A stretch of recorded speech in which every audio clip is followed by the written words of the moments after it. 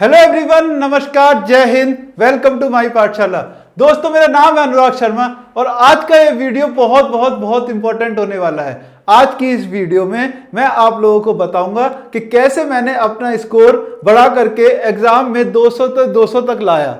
ठीक है, बहुत ही ज्यादा इंपॉर्टेंट वीडियो होने वाली है। आप एंड तक देखोगे तो आपको बहुत सारी इंपॉर्टेंट टिप्स मिलेंगी। ऐसे तो आपने बहुत सारी स्ट्रेटजी वीडियो देखी होंगी कि how to score this, how to score that, है ना, इतना स्कोर कैसे लाएं, यहां से यहां तक कैसे। लेकिन जेन्युइनली क्या मैंने डिफिकल्टीज फेस की और क्या वो सारी चीजें थी, जो सारे भ्रम थे वो मेरे टूटे, सारी की सारी चीजें मैं यहाँ आपको आज खुल के बताऊंगा। और जो सफर था कैसे वो आपके लिए हेल्पफुल रहेंगी, क्या छोटे छोटे पॉइंट है जो आप यहां से नोट कर सकते हो।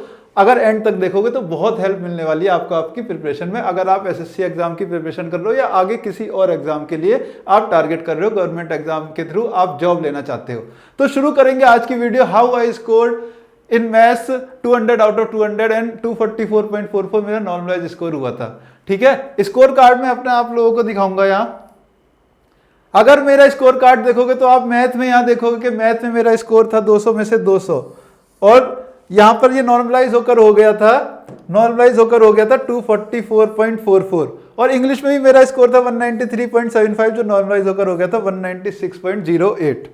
तो यहां पर कौन सी चीजें थी जो बहुत ज्यादा हेल्प करी और क्या सारी जर्नी थी वो मैं आपको बताता हूं। सबसे पहले जब मैंने सारा का सारा पढ़ के और जब मॉक लगाया तो मेरा स्कोर आया 110 200 में से 110 स्कोर किया मैंने। और मैंने ये देखा कि जो सारे भ्रम थे कि भाई मैं तो बीटेक वाला हूं, मैथ का पेपर दूंगा तो मैथ में तो 150 से नीचे स्कोर ही नहीं होगा चाहे कैसा ही पेपर हो, और ये वो मैंने सारा का सारा पढ़ा, नोट्स पढ़ लिए, प्रैक्टिस भी कर ली प्रीवियस ईयर की। लेकिन फिर जब मैं एग्जाम देने बैठा, जब मैं मॉक देने बैठा तो 110 ही स्कोर कर पाया, क्योंकि जो भी पढ़ा था वहां टाइम लिमिट में नहीं हो पा रहा था, हाथ नहीं चल रहा था, रिकॉल नहीं हो रही थी चीजें। तो मेरे को इतनी बात समझ में आ गई कि हाँ, अभी मेरे कॉन्सेप्ट उतने स्ट्रांगली बिल्ड नहीं हुए, ना ही मेरी अभी उतनी प्रैक्टिस है।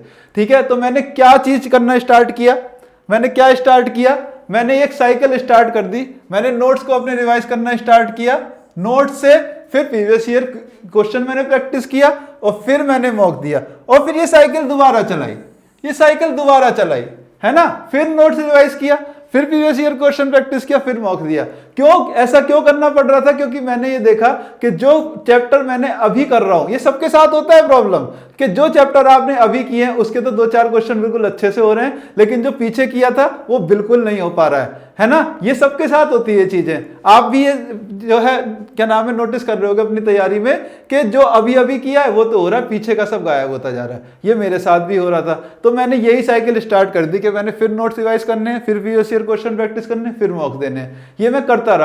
मॉक्स तो मैंने फिर छोड़ा ही नहीं, क्योंकि मुझे मॉक्स में इंप्रूवमेंट करना ही करना था। ठीक है, तो फिर मैंने देखा कि हाँ ठीक है, 130-40 स्कोर होने लगा, लेकिन 130-40 पे ही स्टक हो गया। बहुत दिन 130-40 ही आए बहुत सारे मॉक्स में, लेकिन इंप्रूवमेंट दिख रहा था। और मैं छोटी छोटी चीजें नोट करता जा रहा था। वो छोटी छोटी चीजें कैसे मैंने नोट की, कौन सी वो छोटी छोटी चीजें थी जो मैं इंपॉर्टेंट शॉर्टकट में अपने नोट्स में साइड में लिखता था, वो भी मैं यहाँ सारे बताऊंगा अभी। ठीक है, फिर ठीक है 150-60 पे आया और 150 पे भी स्कोर रहा मेरा बहुत दिन। लेकिन एग्जाम से ठीक पहले, कुछ टाइम पहले मेरा 190 मॉक में स्कोर आया। और जब मैं एग्जाम में गया, जब मैं सीजीएल एग्जाम में 2019 में बैठा तो मेरा रॉ स्कोर 200 में से 200 पहुंच गया था। ठीक है, क्या चीजें थी, किन चीजों को ध्यान में रखा मैंने, वो मैं यहाँ पे बताता हूं। देखो, कैलकुलेशन की प्रैक्टिस तो करनी ही करनी थी, कैलकुलेशन की प्रैक्टिस की। ठीक है, और साथ साथ जो मैंने कुछ इंपॉर्टेंट जो शॉर्टकट्स थे और कुछ इंपॉर्टेंट कैलकुलेशन थी, कुछ इंपॉर्टेंट शॉर्टकट और कैलकुलेशन, उनको मैंने साइड में लिखता गया और अपनी उनको चीजों को इंप्रूवमेंट करता गया। ठीक है, और मॉक एनालिसिस अपना अच्छे से करता रहा कि हाँ मैं मेरी यहाँ चीजें कमजोर हैं तो उनको मैं इंप्रूव करूंगा। और वो किस तरह से थी वो चीजें, वो थोड़ा सा मैं आपको यहाँ पे आइडिया देता हूँ, क्योंकि अब मैं यहाँ मैथ खुद करा रहा हूँ और सुबह लाइव क्लास में भी मैं चीजें यूट्यूब पे वो बताता हूँ कि आप ये छोटी छोटी चीजें नोट करो तो ऐसे इंप्रूवमेंट होगा। कहने का मतलब कैसे, जैसे मैंने करना स्टार्ट किया, परसेंटेज में कुछ बेसिक जो है वैल्यूज याद कर ली, 1/6 है ना, 1/3 33.33, 1/6 16/2/3%, ये सब तो बेसिक याद कर ली है ना, ये सब याद कर ली। लेकिन देखा कि एग्जाम में जो चीजें आ रही हैं वो इससे थोड़ी अलग भी हैं। तो मैंने ये देखा कि हाँ चलो, स्टार्टिंग देखो मैंने कैसे की थी कि मैं क्या क्या नोट करने लगा। ये याद तो किया था लेकिन एग्जाम में रिकॉल अच्छे से नहीं होता था, है ना। 37.5% क्या होता है भाई, मेरा 3/8 होता है। अगर कहीं 4/7 लिखा है तो 57 होल 1/7% होता है ना। इसी तरह से कि अगर हाँ ठीक है 7/8 है तो उसका मान क्या है 87.5%। ये चीजें अब मैं नोट करने लगा और इनको अच्छे से याद करने लगा। ये शुरुआत थी, लेकिन उसके बाद मैंने देखा कि हाँ अगर मैं इन चीजों को याद कर रहा हूं तो कुछ और ऐसी कैलकुलेशन है, कुछ ऐसी चीजें जो बार बार आ रही, क्यों ना मैं इनको भी अच्छे से याद रखूं। जैसे कहने का मतलब अगर कहीं 72 किलोमीटर प्रति घंटा है, ये एग्जाम में बार बार आ रहा है, ये एग्जाम में मेरे बार बार आ रहा है, मैंने इसको याद कर लिया, ठीक है भाई ये 20 मीटर पर सेकंड होगा, क्यों बार बार मैं निकालूं। कहीं 90 किलोमीटर प्रति घंटा है, मैंने इसको याद कर लिया, ठीक है ये मेरा 25 मीटर पर सेकंड हो जाएगा, मैं इसको क्यों बार बार सॉल्व करूं।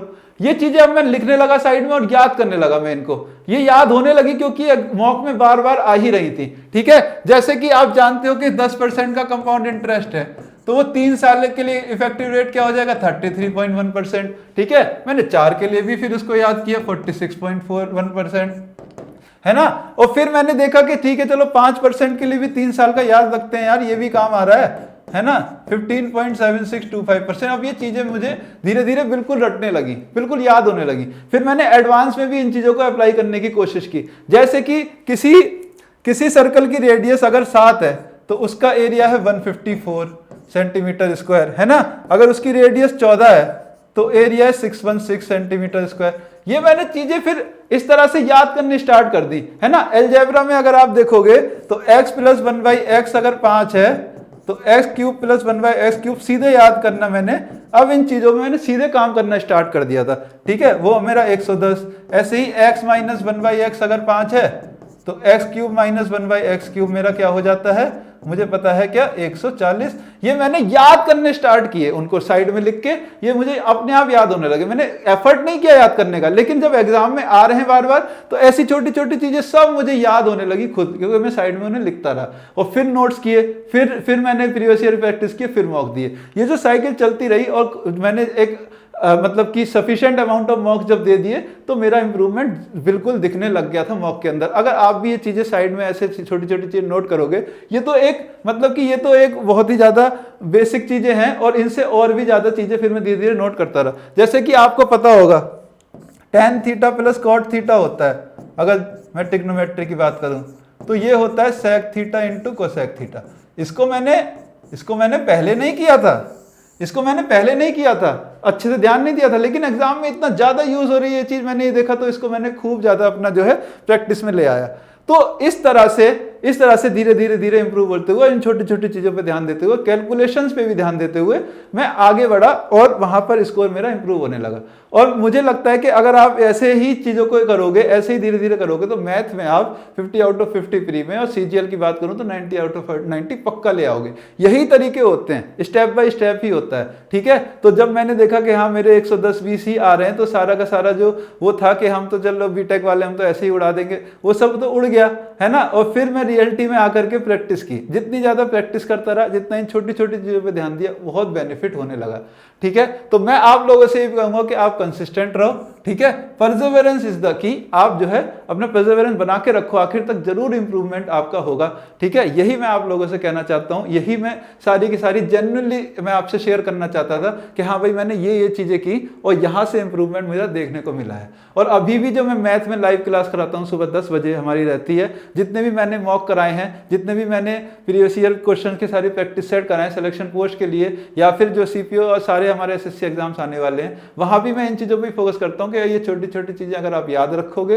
तो पूरा बेनिफिट होने वाला है आपको। कहां से कैसे आपको टाइम नीचे लाना है क्वेश्चंस के अंदर, ये इन छोटी छोटी चीजों पे ही डिपेंड करेगा। तो अप्रोच वही रहती है कि कैसे कम से कम टाइम में आप उन क्वेश्चंस को कर पाओ। और जितना मैंने यहाँ पर क्वेश्चंस आपको कराए हैं, एक लेवल ऊपर रख के कराए हैं, जिससे कि आप एग्जाम में जाकर के बहुत अच्छा स्कोर करके आओ मैथ में। अगर आप मेरी सारी यूट्यूब की प्लेलिस्ट अभी जो है फॉलो कर लोगे तो यहीं से आप मैथ में पूरा स्कोर कर पाओगे, ये मैं आपको बोल रहा हूँ। सारे इंपॉर्टेंट चीजें मैं वहां पे करा चुका हूँ, कॉन्सेप्ट भी बता चुका हूँ। ऐसा कुछ नहीं है कि मैं वहां पे बस फॉर्मेलिटी करके निकल जाता हूँ। ये सारी चीजें जेन्युइनली हैं और जेन्युइनली ही मैं वहां पर एक एफर्ट के साथ आपको क्लास लेता हूँ और कराता हूँ चीजें, ठीक है। तो यही मैं आप लोगों से कहना चाहता हूँ। मैं उम्मीद करता हूँ कि आप लोगों को बहुत हेल्प मिली होगी, क्योंकि ये सारी की सारी जो स्ट्रेटजी थी मैंने एकदम दिल खोल के और पूरा जो है एकदम जेन्युइन जो स्ट्रेटजी हो सकती है, सच्चाई के साथ मैंने सारी की सारी चीज़ें आपको बताई, कैसे मैंने शुरू किया और कैसे मैं आखिर तक 200 पे पहुंचा था। तो अब आप सबसे मैं ये कहना चाहूँगा कि आखिर में थैंक यू, और थैंक यू वीडियो को आखिर तक देखने के लिए। ठीक है, अब मैं आप लोगों से विदा लेता हूँ। नमस्कार, जय हिंद।